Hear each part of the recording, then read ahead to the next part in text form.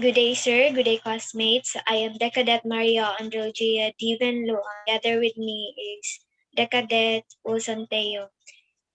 We are the group 10 and we are about to report about Convention on the International Regulations for Preventing Collisions at Sea, Rules 31, 32, 33, and 34.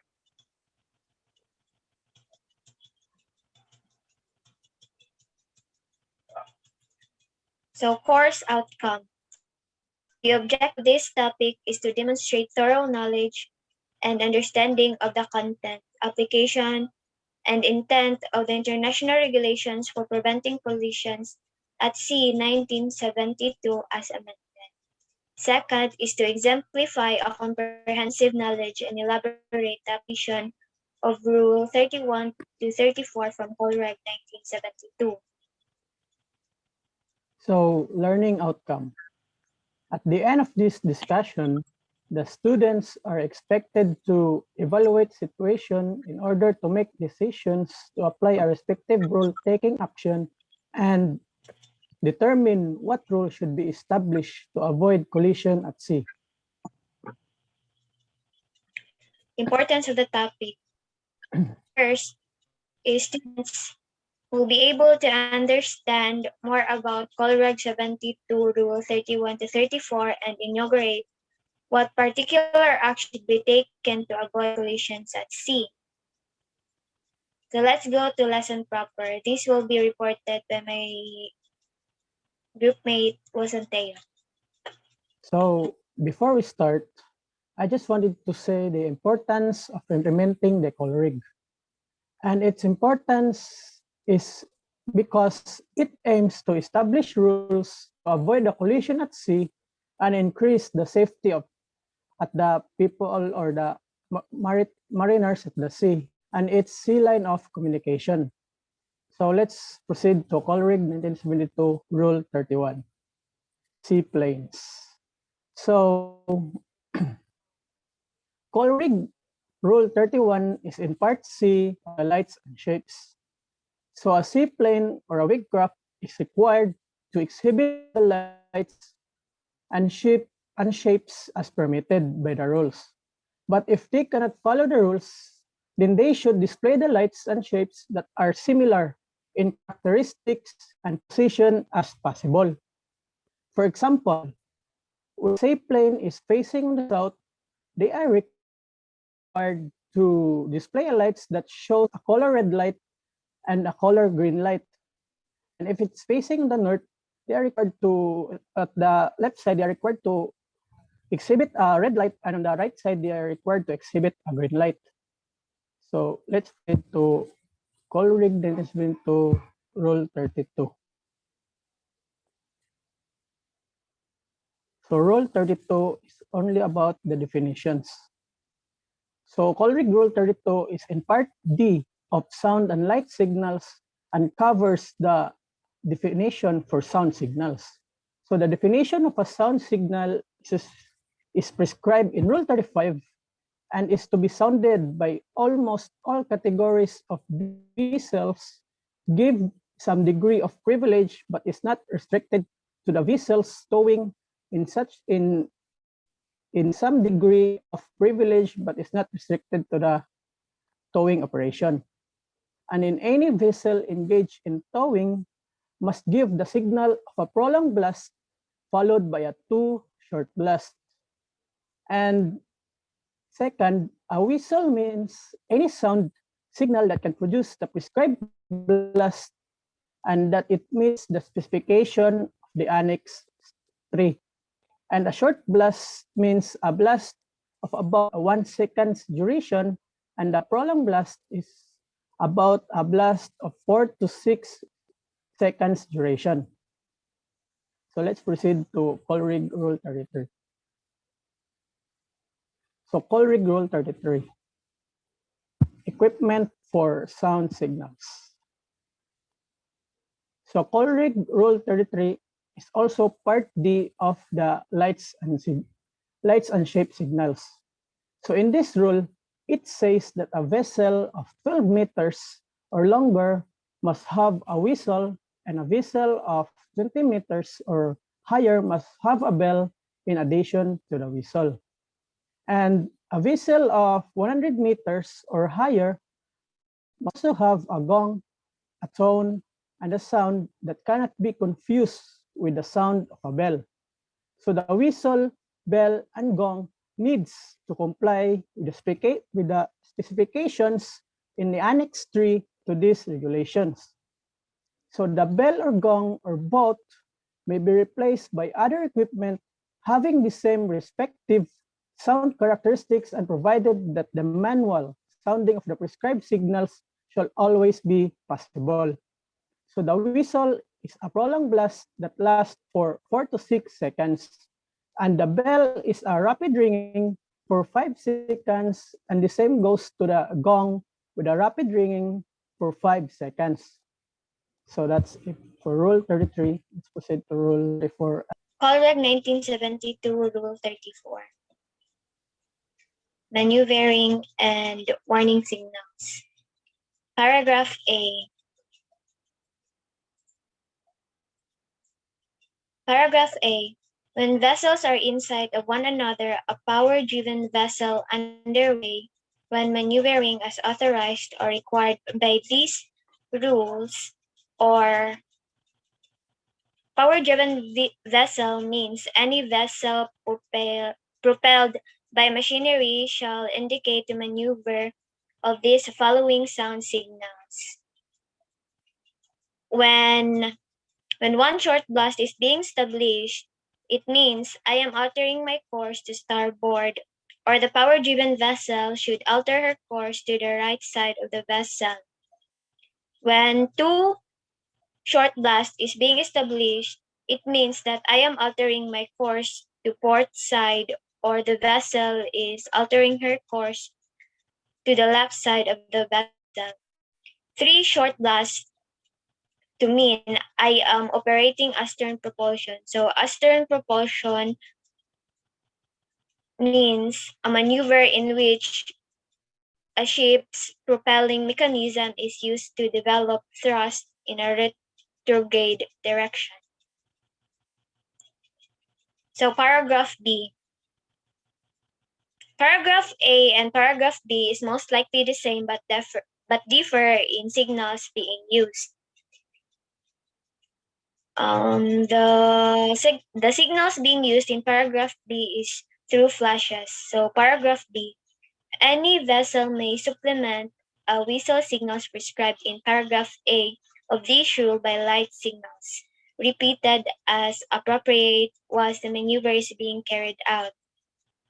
So subparagraph 1, these light signals shall have the following significance.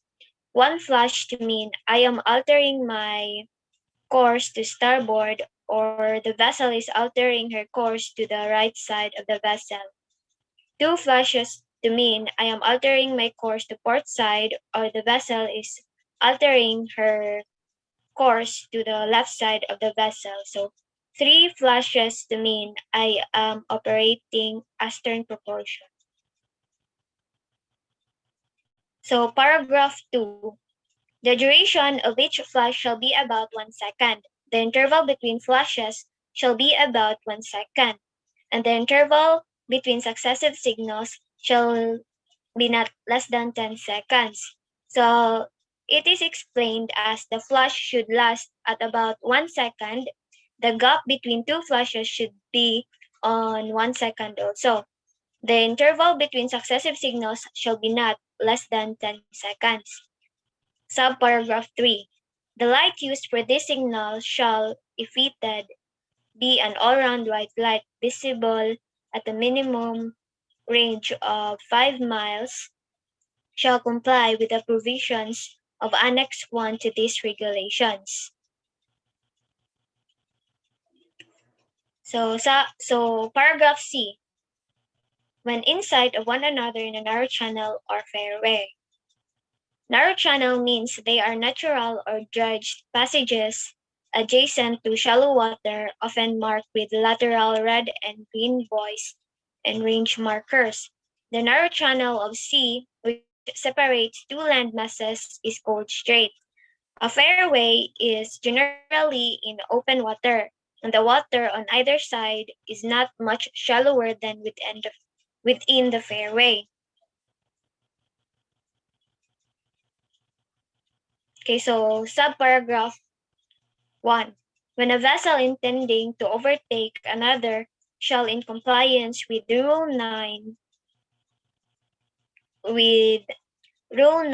Paragraph E, Subparagraph 1, indicate your intention by the following signals and results, or to be explained as in accordance with Rule 9, Paragraph E, Subparagraph 1, when your vessel is being overtaken by the other vessel, these signals should be established or should be used.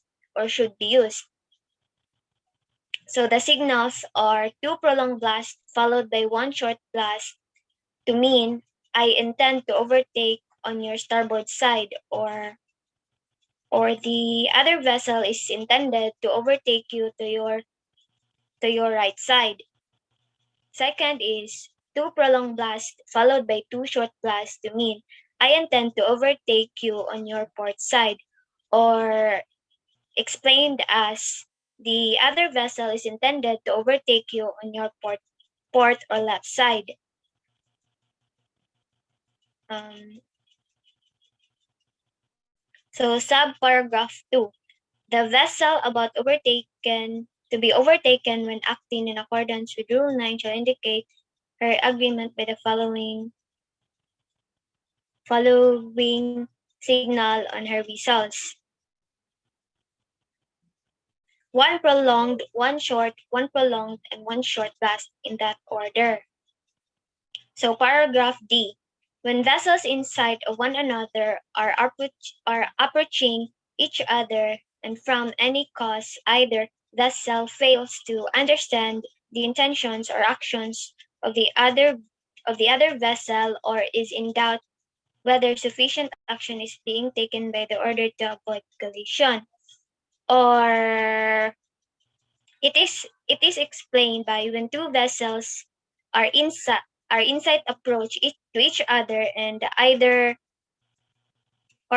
fails to comprehend the intentions or actions of the other or is unsure if the other is taking adequate measures to avoid collision. So the vessel who is confused should establish at least 5 short and rapid blasts on the whistle to address the confusion. Or the vessel in doubt shall immediately indicate such doubt by giving at least 5 short and rapid blasts on the whistle. Such signal may be supplemented by a light signal of at least 5 short and rapid flashes. So paragraph E. A vessel nearing to a bend or an area of a channel or fairway, whether other vessels may be obscured by intervening obstruction, shall sound one prolonged blast. So a vessel approaching a curve or a section of a canal or fairway where other boats or other vessel may be concealed by an intervening barrier must sound one prolonged blast.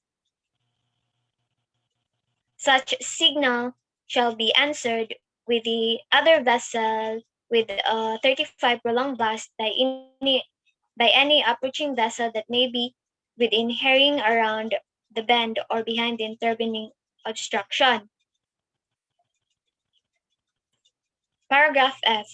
If whistles are fitted on a vessel at a distance apart of more than 100 meters, one whistle only shall be used for giving maneuvering and warning signals.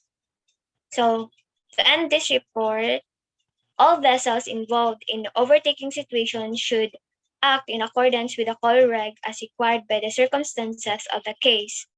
AMSA, or the Australian Maritime Safety Authority, reminds all coastal pilots that call regs must be followed at all times in accordance with the license conditions detailed in Marine Order 54 Coastal Pilotage.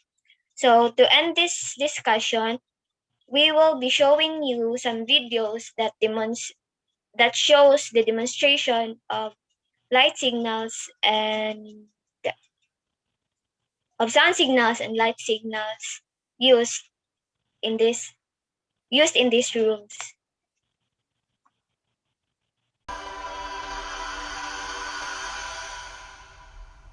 When vessels are in sight of one another, a power-driven vessel underway, when manoeuvring as authorised or required by these rules, shall indicate that manoeuvre by the following signals on her whistle.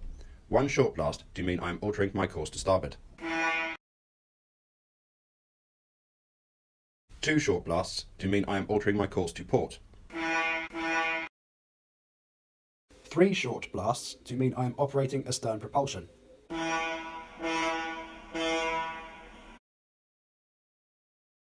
Any vessel may supplement the whistle signals prescribed in paragraph A of this rule by light signals, repeated as appropriate whilst the manoeuvre is being carried out.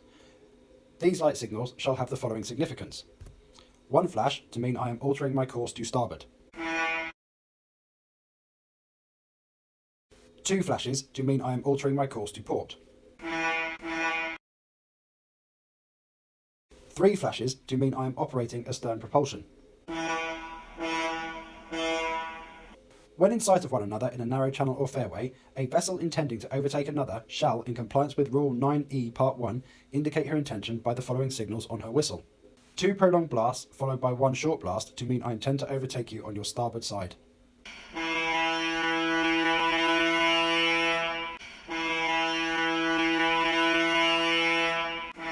2 prolonged blasts followed by 2 short blasts to mean I intend to overtake you on your port side.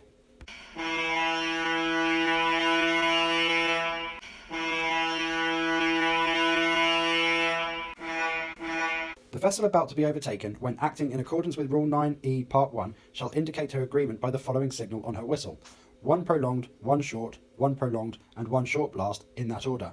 That's the Morse code for Morse Charlie, as in confirmed.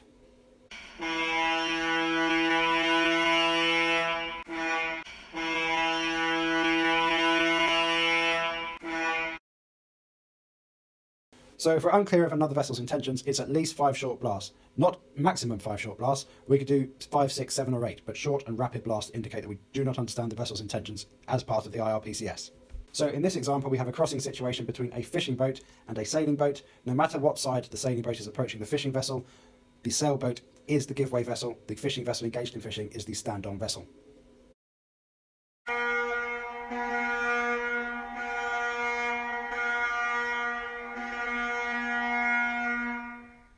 A vessel nearing a bend or an area of a channel or fairway where other vessels may be obscured by the intervening obstruction shall sound 1 prolonged blast. Such signal shall be answered with a prolonged blast by any approaching vessel that may be within hearing, around the bend, or behind the intervening obstruction.